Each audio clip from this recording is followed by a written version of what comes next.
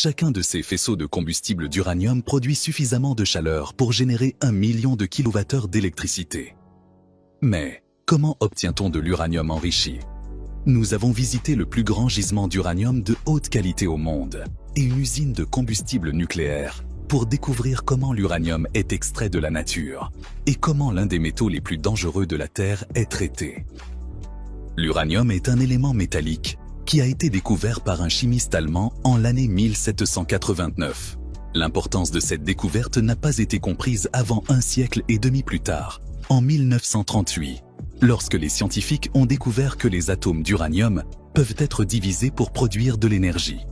Pour obtenir de l'uranium, on creuse 500 mètres sous terre dans un site du nord de la Saskatchewan, une province de l'ouest du Canada, connue pour abriter certains des plus grands et des plus riches gisements d'uranium au monde.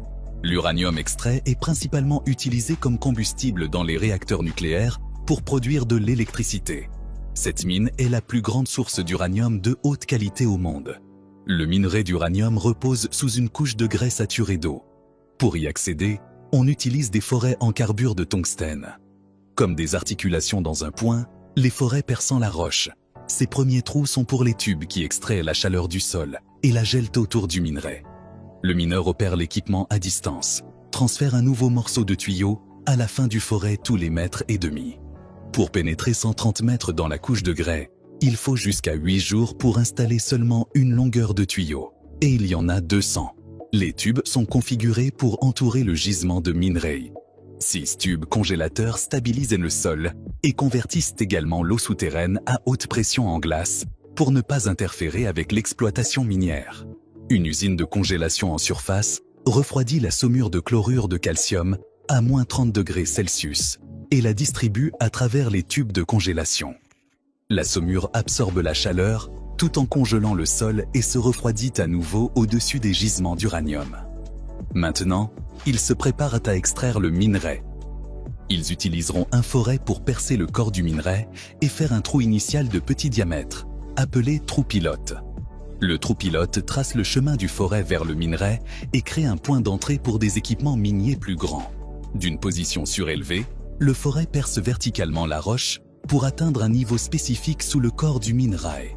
Maintenant, ils sont prêts pour la forêt d'expansion.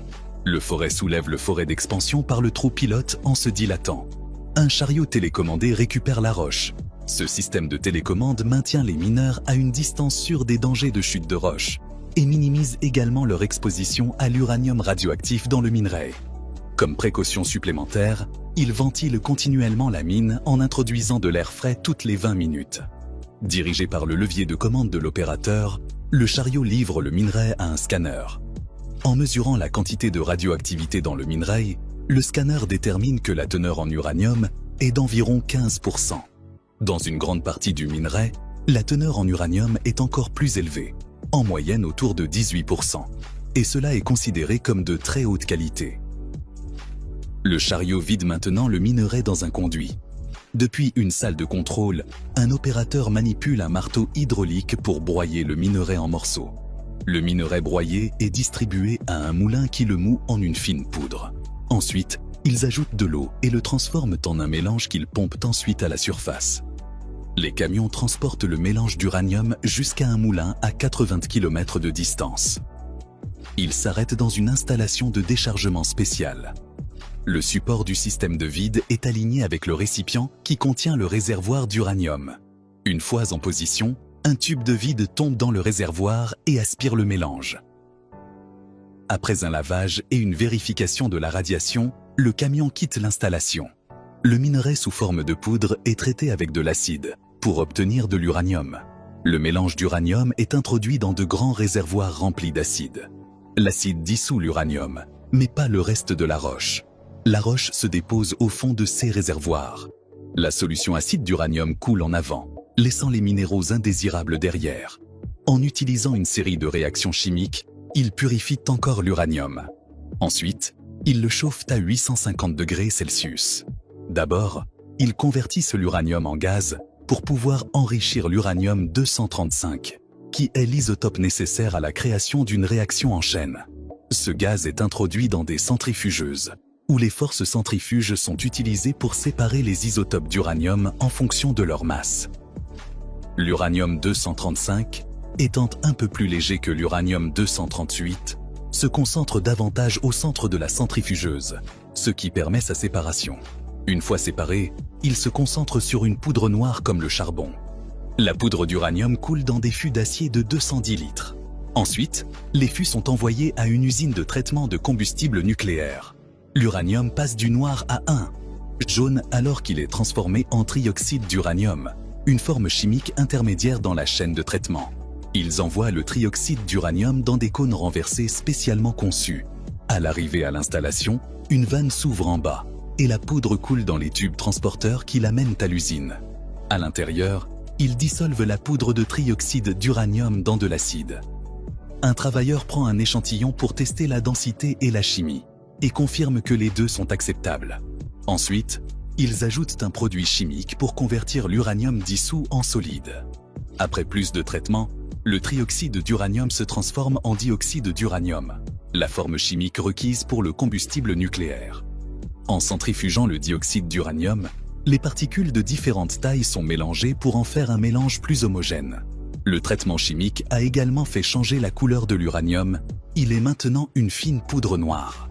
En utilisant plusieurs tonnes de pression, les presses façonnent le dioxyde d'uranium en pastilles. Une roue rotative avec des protubérances guide les pastilles vers un convoyeur en canal. Une pastille d'uranium de la taille d'une cacahuète produit la même énergie que 800 kg de charbon ou 560 de pétrole. Le convoyeur transporte les pastilles jusqu'à un four pendant 24 heures. La chaleur élimine les pores des pastilles qui se contractent en augmentant la densité de l'uranium. Un bras robot charge les pastilles dans un plateau et les nivelle.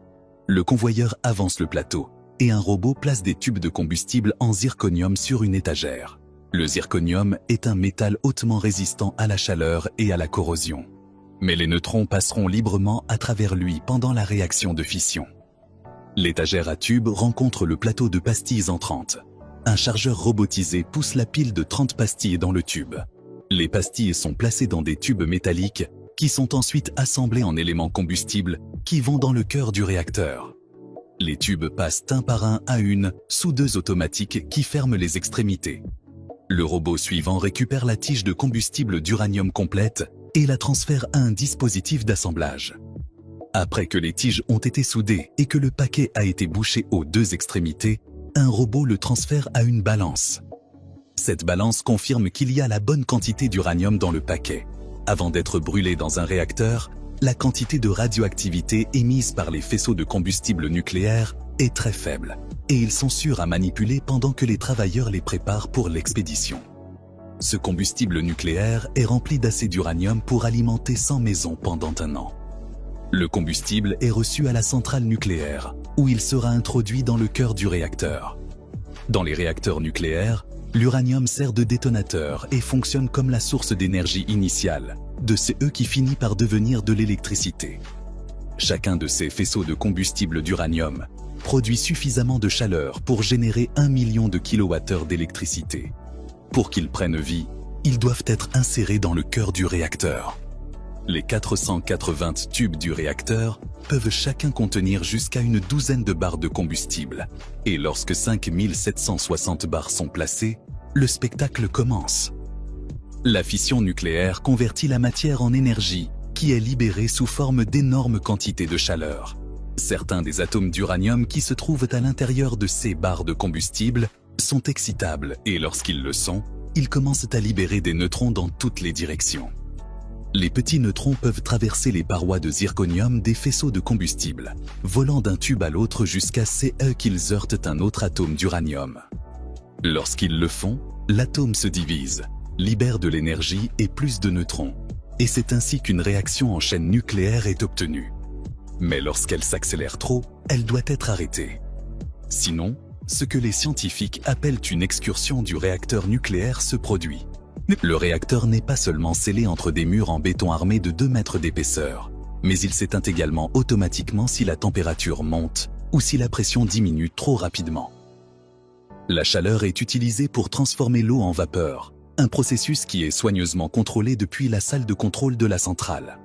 Les énormes turbines placées dans une salle de 400 mètres de longueur et 20 étages de hauteur transforment la vapeur en électricité. La turbine tourne à 1800 tours par minute et fait fonctionner un générateur. La gigantesque roue du générateur transforme le mouvement en plus de 750 MW d'électricité, assez pour répondre aux besoins de 500 000 personnes.